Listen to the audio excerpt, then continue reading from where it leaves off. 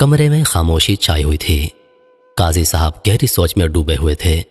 آج ان کے سامنے ایک انوکھی نوعیت کا مقدمہ تھا جس کا فیصلہ کرنا بہت مشکل تھا۔ مقدمے کی حقیقت دراصل کچھ یوں ہے۔ چند دن قبل یہ تینوں دوست عبید اللہ، عبداللہ اور لقمان ایک ساتھ کمرے میں بیٹھ کر شطرنج کھیل رہے تھے۔ دو دوست تو کھیل میں مصروف تھے جبکہ تیسرا بھی انہی کے ساتھ کھیل کی حکمت میں جٹا ہوا تھا۔ کمرے میں کوئی تیسرا شخص موجود نہیں تھا۔ اچانک کھیل کے دوران شطرنج کا ایک مہرہ غائب ہو گیا۔ انہوں نے ہر جگہ تلاش کیا، کمرے کی ہر چیز کی اچھی طرح اور کئی بار تلاشی لی گئی لیکن مہرہ نہ ملا۔ اب اگر وہ کہیں نہیں تھا تو ان تینوں میں سے کسی ایک کے پاس ہونا چاہیے تھا، لیکن ان تینوں نے ایک دوسرے کی عزت اور تکریم اور گہری دوستی کے تقدس کو سامنے رکھتے ہوئے ایک دوسرے کو ہرگز الزام نہ دیا، نہ ہی کسی نے یہ کہا کہ ایک دوسرے کی تلاشی لی جائے، صرف یہ سوچ کر کہ دوسرا دوست اس الزام تراشی کا برا ماننا چاہے۔ وہ تینوں بہت سمجھدار اور امیر گھرانوں سے تعلق رکھنے والے تھے، لہٰذا انہوں نے اس مسئلے کو حل کرنے کے لیے شاہی دربار کے ایک خاص مشیر سے رجوع کیا کہ وہ ان کا مسئلہ حل کریں، لیکن انہوں نے ان کے سامنے یہ شرط رکھی، اگر وہ یہ جان جائیں کہ مہرہ ان تینوں میں سے کس کے پاس ہے تو وہ بآواز بلند ان کا نام نہ لیں، ایسا کرنے سے وہ دوست توہین محسوس کرے گا۔ اب وہ تینوں دوست شاہی دربار کے اعلیٰ عہدیداروں کے بیٹے تھے، لہٰذا شاہی مشیر نے سوچا کہ وہ جس کا بھی نام لے گا اس کی دشمنی مول دینی پڑے گی۔ بس مشیر نے ہار تسلیم کرتے ہوئے ان تینوں دوستوں سے کہہ ڈالا، معاملہ بہت سنگین ہے، بہتر ہوگا تم لوگ قاضی کے پاس اپنا مقدمہ لے کر چلے جاؤ، وہی آپ کا معاملہ حل کر سکتے ہیں۔ اب یہ تینوں دوست اپنا سارا ماجرا بیان کر کے قاضی کے سامنے موجود تھے۔ قاضی صاحب نے گہری سوچ میں خاموش بیٹھنے کے بعد ٹھنڈی سانس لیتے ہوئے کہا، میں آپ لوگوں کو ایک قصہ سناتا ہوں، ذرا میری بات غور سے سنیے گا۔ تو دوست تھے، وہ ایک ہی شہر میں رہا کرتے تھے اور ساتھ ہی کھیتی باڑی کیا کرتے تھے۔ ایک دوسرے کے نفع اور نقصان میں ہر دوسرے کا ساتھ دیتے۔ جب بھی کوئی خاندان میں پریشانی آ جاتی تب بھی سگے بھائیوں سے بڑھ کر ایک دوسرے کی مدد کرتے۔ کئی سال یوں ہی گزر گئے۔ ایک کا نام آفتاب جبکہ دوسرے کا نام زبیر تھا۔ آفتاب کے والد نے ایک دن اچانک اسے اپنی وراثتی جائیداد میں ملنے والی زمین پر، جو کہ کافی دور شہر میں تھی، کاشتکاری کرنے کے لیے کہہ جانے کو کہہ ڈالا۔ وہ بیچارہ اپنے والد کے فیصلے سے مجبور دوسرے شہر جانے کے لیے تیار ہو گیا اور یوں دو دوست بچھڑ گئے۔ آفتاب نے جانے سے پہلے زبیر سے وعدہ لیا کہ اب وہ ہر پل تو ایک دوسرے کے ساتھ نہیں ہوں گے، پر وہ ہمیشہ ایک دوسرے کو خط کے ذریعے اپنے خیالات سے آگاہ کرتے رہیں گے اور کبھی ایک دوسرے سے جھوٹ نہیں بولیں گے۔ اور یوں آفتاب زبیر سے وداع لے کر رخصت ہو گیا۔ دونوں ایک دوسرے کو ہر پل یاد کرتے اور خطوط کے ذریعے ایک دوسرے کی خبر رکھتے۔ ایک بار زبیر نے آفتاب کو خط میں لکھا کہ میں اس سال حج کی ادائیگی کا ارادہ رکھتا ہوں، اگر ممکن ہو تو وہ بھی اس کے ساتھ اس نیک فریضے کی ادائیگی کے لیے چلے۔ ادھر جب آفتاب کو خط ملا تو وہ زبیر کے حج کی ادائیگی کی خبر سن کر بے حد خوش ہوا، لیکن جو زبیر نے اس حج کی ادائیگی کی دعوت دی تھی اس کے لیے جانے میں آفتاب بہت پریشان ہوا، کیونکہ ان کے علاقے میں شدید سیلاب آ جانے کی وجہ سے اس کی فصل پوری طرح تباہ ہو چکی تھی، حتیٰ کہ اس دوران سخت محنت کرنے کی وجہ سے آفتاب بھی بیمار ہو چکا تھا۔ لیکن اب اگر وہ یہ سب زبیر کو بتا دے گا تو زبیر پریشان ہوگا، لیکن اس نے اس سے جھوٹ نہ بولنے کا بھی وعدہ کیا تھا، اس لیے اس نے اسے سب حقیقت بتا دی۔ ادھر زبیر حج کی تیاریاں کرنے میں مصروف تھا، لیکن جیسے ہی آفتاب کا خط ملا وہ اسے پڑھ کر بےتاب ہو گیا اور اس نے اپنی وہ تمام جمع پونجی جو اس نے حج کی ادائیگی اور سفر کے لیے جمع کی تھی اپنے ہمراہ لی اور آفتاب کے آبائی شہر کی جانب روانہ ہو گیا۔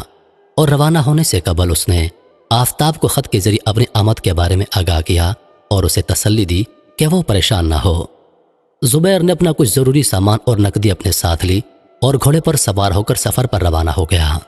سفر بہت طویل تھا، اسے جانے میں کئی دن لگ گئے، حتیٰ کہ اسے راستے میں کئی بار پڑاؤ کرنا پڑا، مگر اب اس کا سفر ایک گھنے جنگل میں سے تھا، لہٰذا اس نے فیصلہ کیا کہ وہ کہیں بھی پڑاؤ نہیں ڈالے گا اور جلد از جلد سفر کر کے جنگل سے باہر نکل جائے گا۔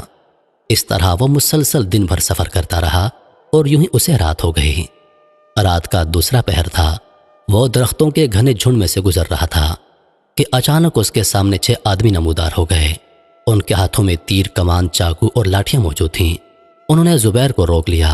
زبیر گھوڑے سے نیچے اترا تو اسے پتا چلا کہ وہ سب ڈاکو ہیں۔ ان کے سردار نے آگے بڑھ کر اسے سب کچھ ان کے حوالے کر دینے کو کہا۔ زبیر رونے لگا اور منت سماجت کرنے لگا، لیکن سردار نے اس کی ایک نہ سنی۔ زبیر نے بڑی مشکل سے اسے اپنے سفر کا سارا ماجرا سمجھایا کہ کیسے وہ حج کو جا رہا تھا اور اب وہ ان پیسوں سے اپنے بھائی جیسے دوست کی مدد کرنے جا رہا ہے۔ زبیر نے ڈاکوں کے سردار سے وعدہ کیا کہ وہ اپنے دوست کے پاس جائے گا اور اسے جتنے پیسوں کی ضرورت ہوئی اسے دے کر باقی رقم لے کر ایمانداری سے ان کے حوالے کر دے گا اور انہیں وہ سارے پیسے دے دے گا، پھر اگر وہ اسے قتل کرنا چاہیں تو کر دیں۔ سردار اس کی بات سن کر اور اس کے وعدے پر راضی ہو گیا۔ اس طرح وہ اپنے سفر پر ایک بار پھر سے روانہ ہو گیا۔ ادھر جب آفتاب کو زبیر کا خط ملا تو وہ ماری خوشی کے زبیر سے ملنے کے واسطے اور اسے سیلاب کی وجہ سے کٹے پھٹے راستوں سے بحفاظت لانے کے لیے اس کے راستے کی جانب چل دیا۔ آفتاب بیمار تو پہلے ہی تھا، اس سے راستوں کی دشواریاں برداشت نہ ہو سکیں اور وہ ایک کھائی میں گرنے سے چل بسا۔ دوسری جانب زبیر آفتاب کے گھر پہنچا تو اسے آتے ہی دردناک حادثے سے دوچار ہونا پڑا کہ وہ یہ صدمہ برداشت نہ کر سکا۔ زبیر بے حد رویا اور مارے شدید غم کے واپس لوٹ گیا۔ اب اس نے اپنا وعدہ پورا کرنے کے لیے ڈاکوں کے سردار کے پاس لوٹنا تھا۔ وہ اپنی ساری رقم لے کر اس کے پاس چلا گیا اور اس سے جا کر اپنی اس دردناک کہانی سے آگاہ کر دیا۔ ساتھ ہی ساتھ کہنے لگا، تم لوگ میری رقم بھی لے لو اور مجھے قتل کر دو، کیونکہ میں اب اپنے دوست کے غم میں جینا نہیں چاہتا۔ زبیر اور آفتاب کی داستان سن کر ڈاکوں کے سردار نے اسے بخش دیا اور اسے کہا اب وہ اس کا دوست اور بھائی ہے، وہ اسے آفتاب جیسا پائے گا۔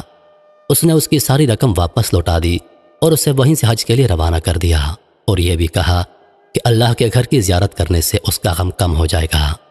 یہ قصہ سنا کر قاضی صاحب خاموش ہو گئے۔ پھر چند لمحوں کے بعد انہوں نے اپنے سامنے بیٹھے تینوں دوستوں عبداللہ، عبید اللہ اور لقمان سے پوچھا، مجھے یہ بتاؤ، ابھی ابھی میرا قصہ جو میں نے تمہیں سنایا، اس میں تم تینوں کے نزدیک سب سے بڑی قربانی کس نے دی؟ لقمان نے کہا زبیر نے، کہ اس نے اپنے دوست کی خاطر اپنا حج ملتوی کر دیا۔ عبداللہ نے کہا میرے نزدیک آفتاب نے، جس نے اپنے دوست کی خاطر اپنی جان تک کی پرواہ نہ کی۔ عبید اللہ نے کہا میرے نزدیک تو ڈاکوں کا سردار سب سے بڑھ کر رہا، جس نے زبیر کے وعدے پر اطمینان کیا اور پھر اس کے غم کو سمجھا۔ تینوں دوستوں کا جواب سننے کے بعد قاضی صاحب نے ان کے مقدمے کا معاملہ حل کرتے ہوئے کہا، شطرنج کا مہرہ عبید اللہ کے پاس ہے۔ قاضی کی بات سن کر عبید اللہ نے مہرہ اپنی جیب سے نکال کر سامنے رکھ دیا۔ سب حیران ہو گئے کہ قاضی صاحب نے کیسے اس امر کا فیصلہ کیا۔ تو قاضی صاحب نے بتایا، میرا قصہ سننے کے بعد عبداللہ اور لقمان نے زبیر اور آفتاب کو اچھا سمجھا، جبکہ عبید اللہ کے نزدیک پورے قصے میں سے ڈاکوں کا سردار سب سے اعلیٰ نکلا۔